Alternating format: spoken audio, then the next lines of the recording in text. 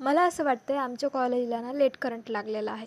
इथं शाळा 15 जूनपासून सुरू झाले, तिथं आमचे 10 जुलै झाले तरी कॉलेज सुरू झालेलं नव्हतं. म्हणून मीच म्हणलं की बघूया कॉलेजला नेमकं चाललं आहे काय. तर त्यासाठी मी आज आले होते कॉलेजला. आणि एक गुड न्यूज पण आहे की आता कुठं आपलं ॲडमिशन सुरू झालेलं आहे. त्यामुळं आता आपण ॲडमिशन करण्यासाठी कॉलेजला आलो होतो. हा फॉर्म बघूनच मी एकदम असं आश्चर्यचकित झाले की एवढा मोठा फॉर्म भरून नेमकं माझ्या नावावरती काय कोणती वसियत करायची आहे का. तरी मी ट्राय केलं की आपण मस्तपैकी आता एकदम हळूहळू फॉर्म भरूया, काही चुकायला नको.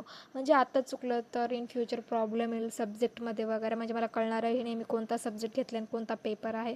त्यामुळे मी एकदम व्यवस्थित हळूवारपणे हा फॉर्म्स भरला.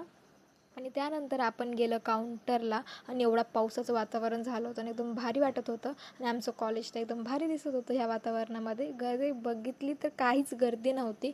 आणि हे बघून मला खूप आनंद झाला. नाही तर खूप चांगलं समजावं लागेल की मला एकाही रांगेत थांबावं लागलं नाही. हे जी रांग दिसते ना त्याच्यामध्ये मी नाही आहे बरं का, मी फक्त व्हिडिओ काढला आहे. त्यानंतर मी आले आमची लास्ट इयरचे रिझल्ट घेण्यासाठी. आणि माझी फ्रेंड मस्त रिझल्ट घेत होती आणि मी पहिलेच घेतले होते, त्यामुळे मी पुन्हा ऑफिसमध्ये फक्त तिच्यासोबत गेले होते.